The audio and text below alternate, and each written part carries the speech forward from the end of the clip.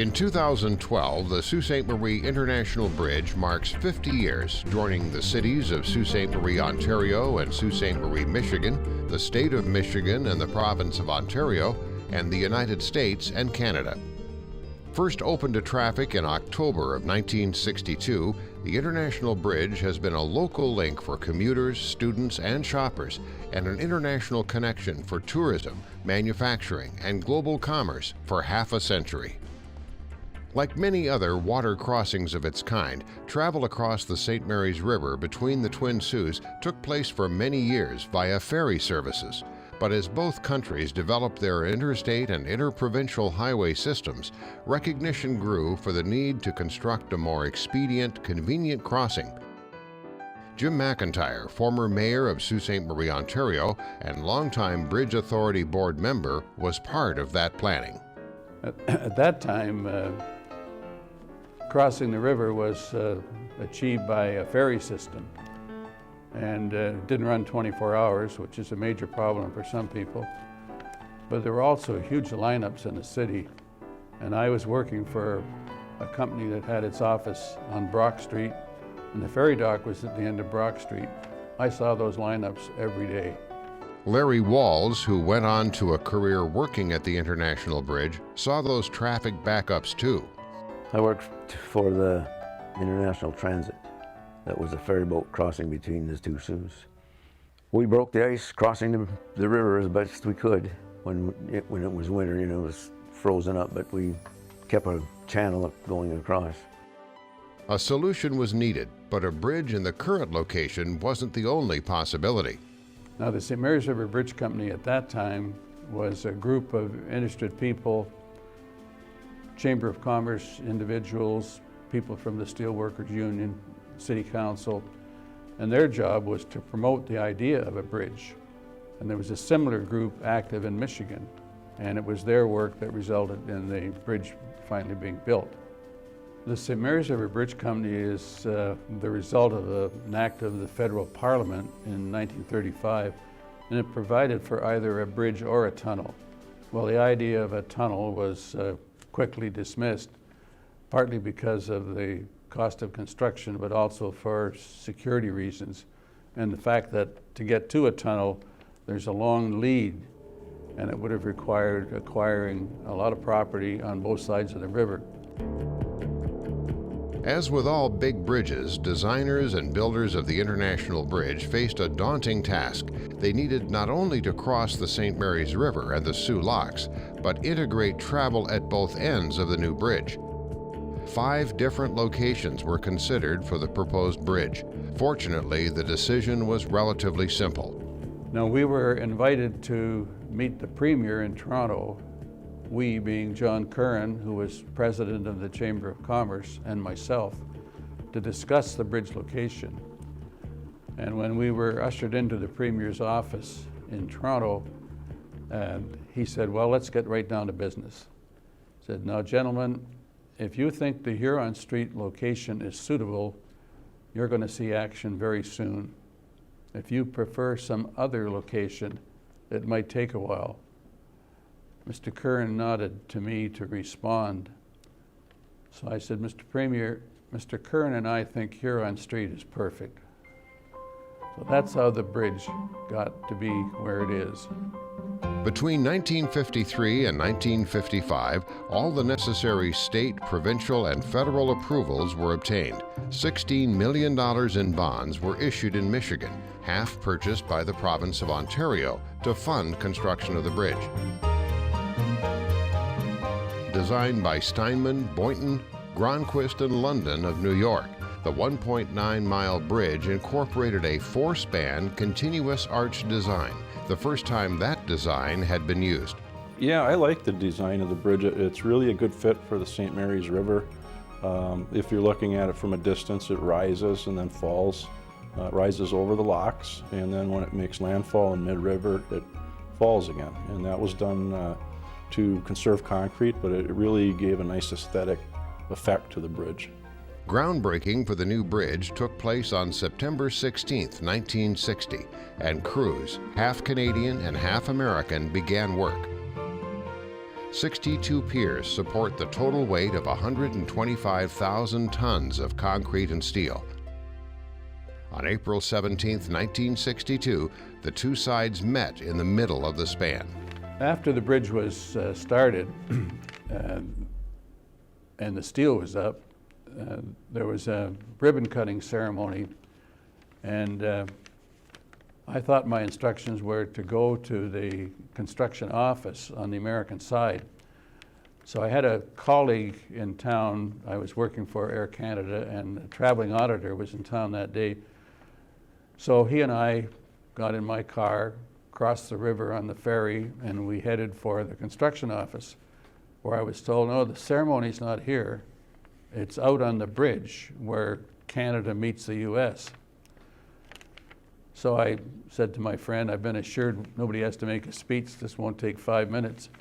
So I climbed up a ladder, more than 100 feet, and when I got up there, I found that I had to walk to where Canada meets the US, which is about a mile away. And the section over the locks, thankfully, had a handrail. And I was walking on 3 2x12s, but I had the handrail. But when I got to the end of the locks, the handrail disappeared. So I had to walk the rest of the distance on these, and I think it was 3 2x12s. And there was the gathering that had assembled from the Canadian side.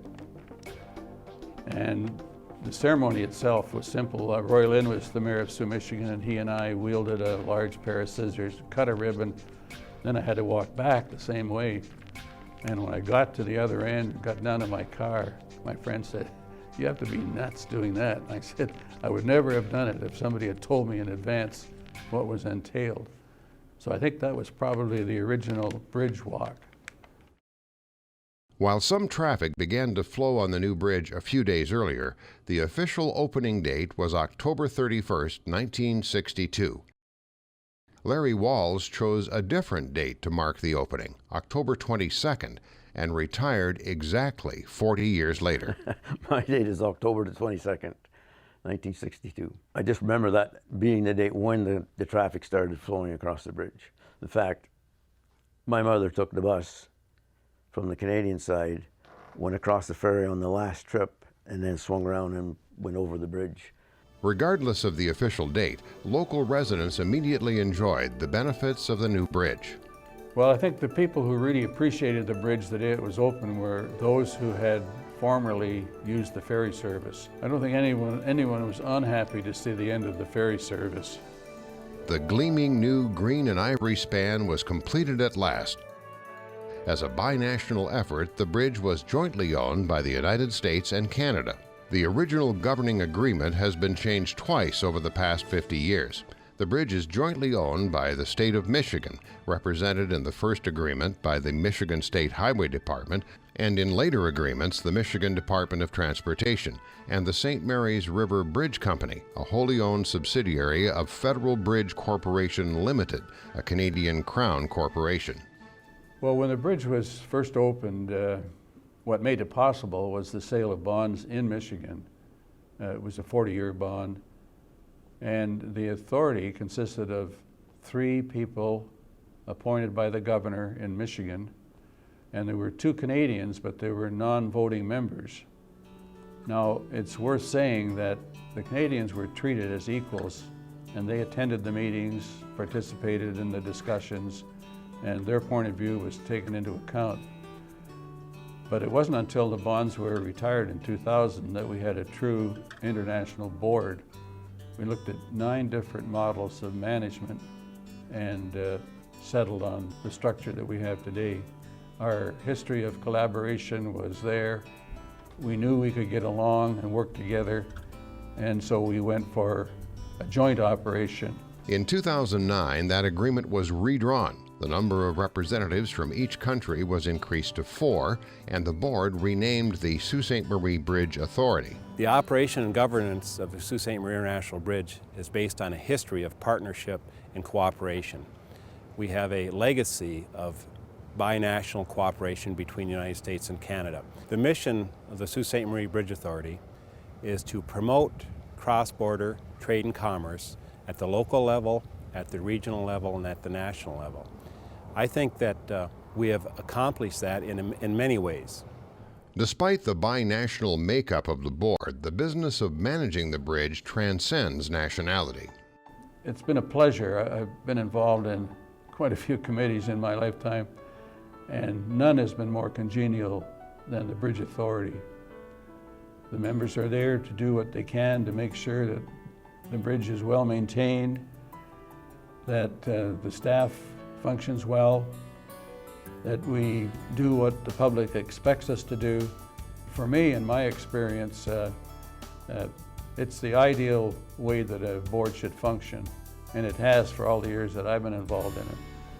I think there's been firm agreement on the day-to-day management and on the capital long-range planning. In fact, you know, we have an agreement, and because you need, whenever you're dealing with two countries and an international structure, you need to have an agreement. But oftentimes, with a handshake, we can come to an agreement. We work as if we're one unit, even though we're two countries, one unit. You know, this partnership between the Michigan governments and the Canadian governments goes back to the very early stages in the designing, construction, maintaining, operating of that bridge. Goes way back, goes 50 years. And it's a really strong partnership. And frankly, that's what a successful border operation really needs. It needs a strong partnership between the two main owners. And I think what we have here is a model.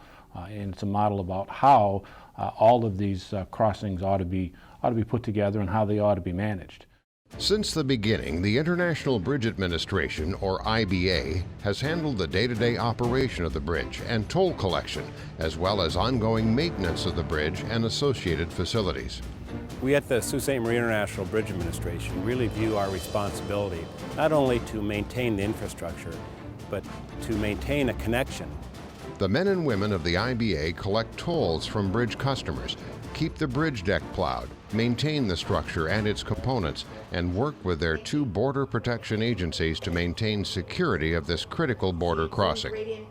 Over the years, we've been blessed at the International Bridge with dedicated and diligent staff, and they're out there in all types of weather, in very dense traffic conditions, and they're doing things like painting bridge rails, working on the concrete bridge deck, crawling and climbing underneath the bridge to access portions that the public doesn't even see that are essential to maintaining the integrity of the structure. We've got one of the best teams, and I think one of the main issues that the board will discusses and that the MDOT and FBCL are worried about is what are we going to do in the future, because we want these individuals that are doing a fantastic job to be here forever. We have employees that were recognized either by the Canadian government or by the American government for their excellent performance. So we've got a high performance team here, all the way up actually, from toll agents to the financial, the engineering team,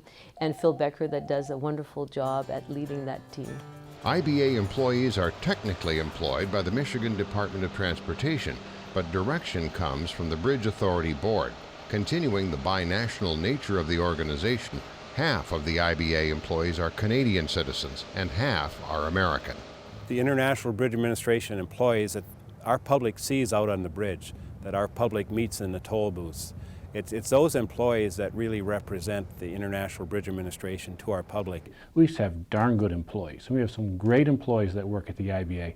They are dedicated and they are serving the customers very, very well, day in and day out, and making sure that that operation is as best as possible. I'm really proud of the employees that work at the International Bridge Administration. That pride is also exhibited in the condition of the bridge, now 50 years old. There's been 50 consecutive inspections of the International Bridge, and every year we get very high rating for the condition of the bridge. We have built a long legacy of excellent maintenance on the structure. We have engineers of national renown that look at this structure and say that for its age, it's the best condition that they've ever seen.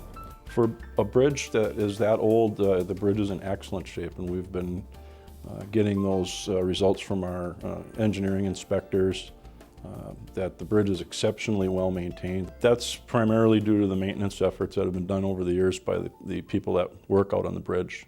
It's my maintenance crew.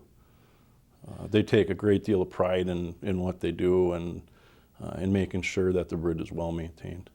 The bridge is 50 years old. Often people question, how long can a bridge exist? And with the proactive, preventative maintenance practices that are in place at the Sault Ste. Marie International Bridge, this bridge can last a long time. While the International Bridge is a link for trade and shipping, it's also a local crossing. More than half the bridge's customers are local commuters crossing for work, school, shopping, and services. We certainly are a connection that makes one international community. We are well aware of our customers and what their needs are. We have customers that cross for entertainment, for family, extended family, cross-border relationships, shopping, travel, leisure, outdoors. We're really blessed here, and we take our responsibility to provide a safe and efficient international crossing between our two communities very seriously. Oh, I think the relationship is excellent between the two communities. If you take a look at, I know the Chambers of Commerce, they work together on different things. I know that myself as Convention and Visitors Bureau and the Sioux Tourism in Sioux, Ontario, we work really close together. We promote each other's assets. And I said, so I think that, you know, we're really connected and we will stay that way. We may be two nations, but we are one city. Some of the international trade that crosses the Sioux Bridge is local in nature, and some extends much farther. Well, the trade patterns between the U.S. and Canada can't be duplicated anywhere in the world. Each of the bridges connecting Canada to the United States is important. There's a vast amount of trade that crosses the Sault Ste. Marie International Bridge. Well, one of the prominent things that you see when you go north on our bridge is the steel plant. It's the major employer.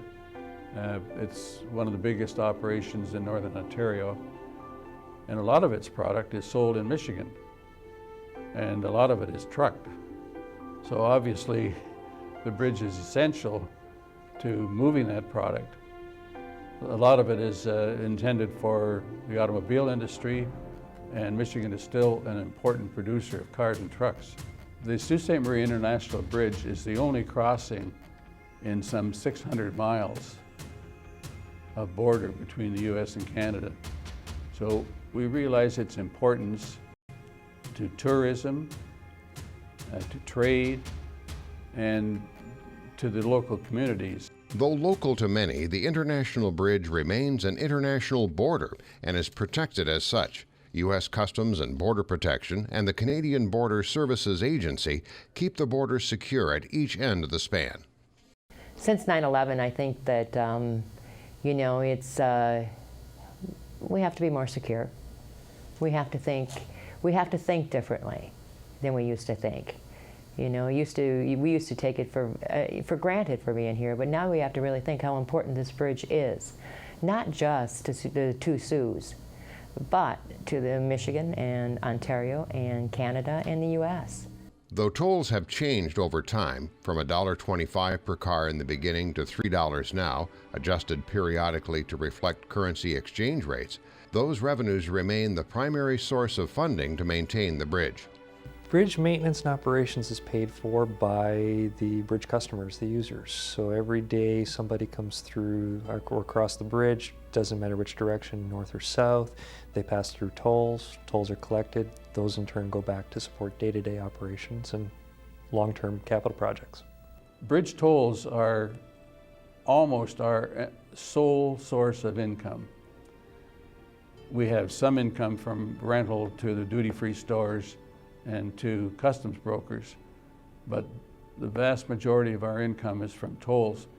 So tolls are what keep us going. And our engineering report tells us that the bridge has been maintained in excellent shape. Tolls achieve that. Toll revenues will also pay for future large capital projects projected to cost tens of millions of dollars. These will include reconstruction of the toll plaza and IBA facilities, repainting of the steel bridge arches, and eventually replacing the concrete bridge deck. rates were kept really low for the customers and were never adjusted for inflation. If we would have adjusted tolls every year or on a recurring basis to cover costs, operational costs have gone up 500%. Tolls would be $7.50 today, not even adjusted for inflation. We're still only charging $3. So it's always been a goal of the Bridge Authority to keep the rates as low as possible to benefit the public, but not sacrifice the structure itself and make sure that it's maintained well. This organization, we're talking about celebrating the 50th anniversary, and this organization is already thinking of the next 50 years. So we're already on the 100th from a planning point of view, and that's what you want to do in the bridge business. You want to make sure that you're thinking today about tomorrow.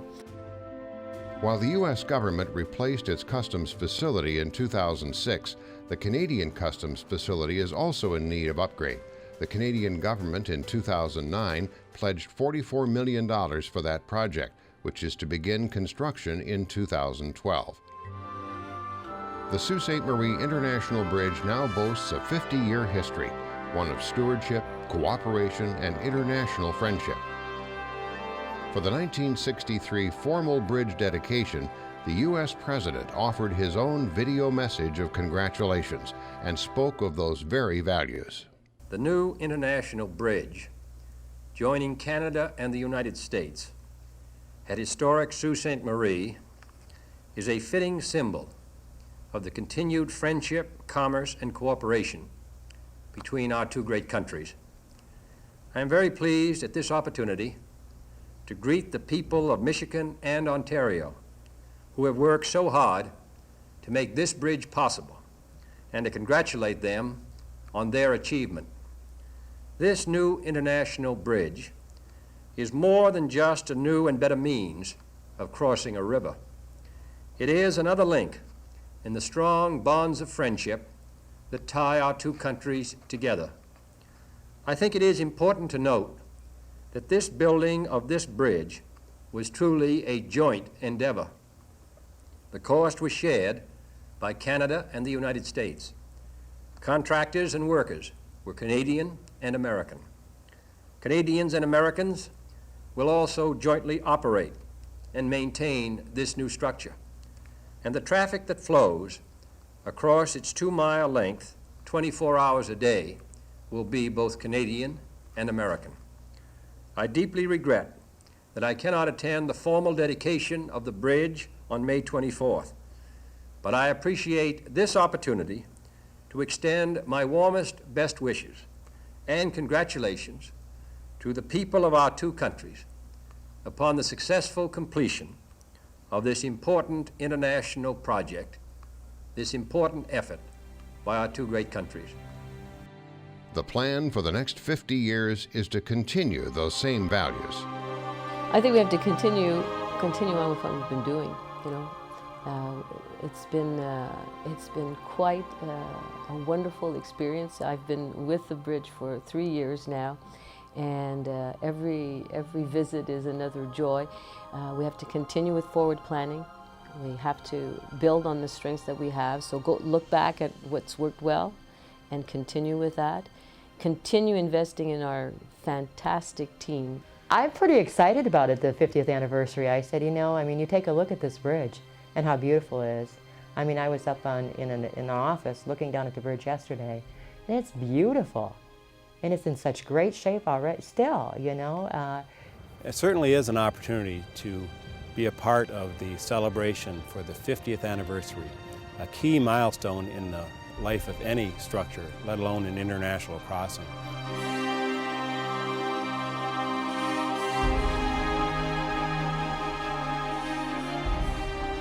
So we're really looking forward to gathering the communities together, our great nations, our people together for a celebration of international friendship. I believe that the foundation that's been set in the last 50 years is really going to help tremendously going into the future. We've got a bridge that is very well maintained. We've got a plan to maintain it into the future.